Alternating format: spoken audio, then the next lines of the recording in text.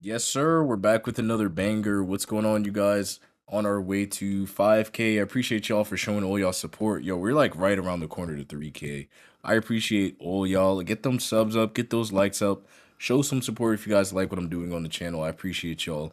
So I basically made this video because Bandai made a post regarding the rage quits that are running rampant on Dragon Ball Sparking Zero. So as I said in my previous video, if you guys haven't gone and watched it already, I definitely recommend you do so. But it's basically my video talking about rage quits needing to be patched in Sparking Zero, and it's why players keep closing app. And in that video, I do a little bit of a deep dive on why people feel like it's safe to close app and why there's no general penalties to doing so. And so clearly, Bandai is paying attention to me and other content creators and the community in general who are talking about this issue, and they're letting us know, hey, we're seeing what you guys are saying, we're going to do something about it.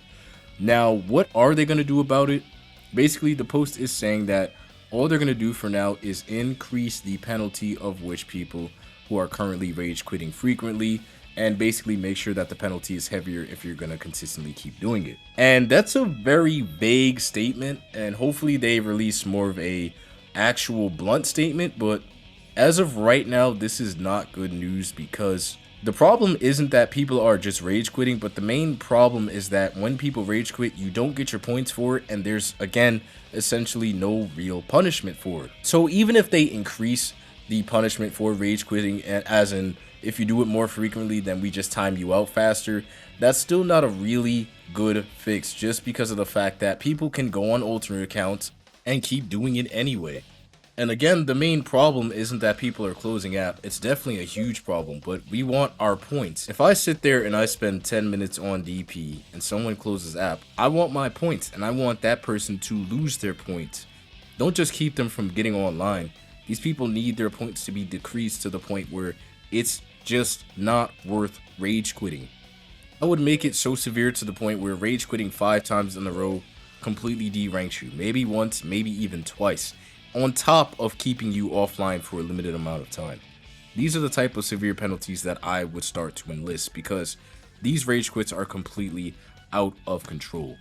Along with these rage quits, I think they really need to reset ranked completely.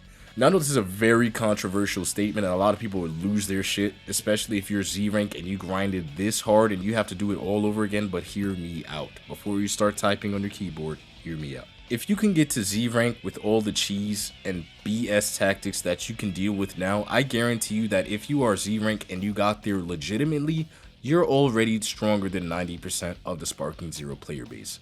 Most of the people on this game either A, play it as a casual audience, B, play it cheesy and close app in delusion that they cannot lose, or C, is very skillful at the game and take it competitively.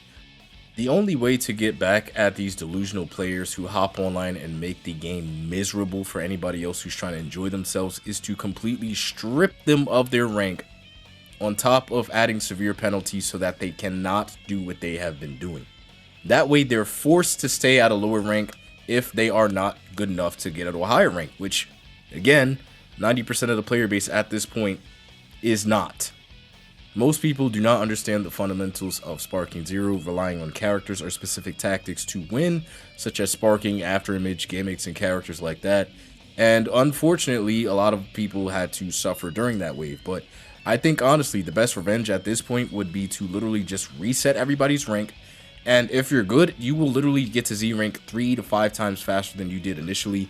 And you won't have to deal with the cheese. If somebody rage quits or plays cheesy and they rage quit while you're playing with skill, you can sit there in satisfaction knowing that not only are you going to get your points anyway so it doesn't affect you, but that player also gets restricted from online for a certain amount of time and they don't get any points. There's legitimately no better revenge than that.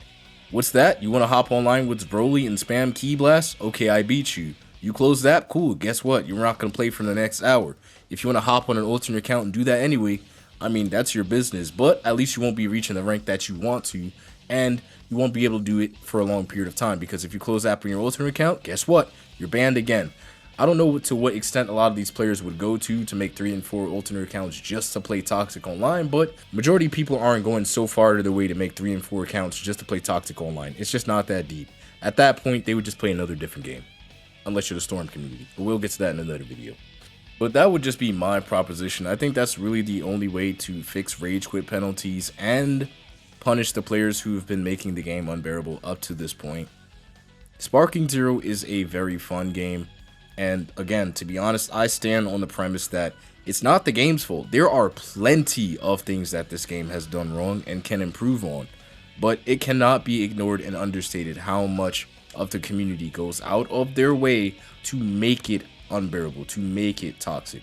It's the same argument that I've had on the Naruto Ultimate Ninja Storm series, and that, yes, the game is stupid.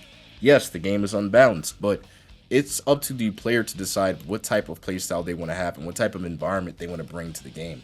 And I say that again because nobody's making you hop online with 4 different after image characters and a wheel load just to make sure that you guarantee time somebody out. And if they get around it, you close app. Nobody's forcing you to do that. And before somebody types in the comments and say, but the devs allowed it, so why wouldn't somebody do it? That's where it comes down to mentality, and that's not the game's fault. The devs should have made sure that they didn't allow that. Or maybe you realize that it's a video game and that winning isn't everything. It's for fun. And how about you play the characters that you actually enjoyed watching on your television as a child? That's just my 2 cents. But hey, you play how you want. I'm not here to dictate playstyles. I'm just here to tell you guys how it is and how I see it. But what type of fixes do you think rage quits need to have? And how would you implement a fix? That's just my personal fix, and it's something that I definitely think a lot of games could and should do.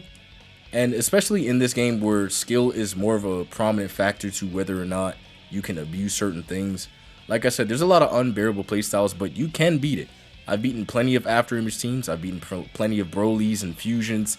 It's not unbeatable. The problem is that when you do beat it, you don't get rewarded for it, and people are tired of it. So what type of fixes would you put so that when you do beat these characters, it's not such a big issue, and that maybe for some of these people who do enjoy some of these characters, they're not limited either? Let me know in the comments down below. No comment is a stupid comment. I'm always open up to debates, and I appreciate you guys for watching as always. This has been Kai's and Kuma, and we are on our way to 5K subs. Again, as always, I appreciate y'all support. Y'all have been amazing, and look out for some more gameplay. I'll see you guys in the next video.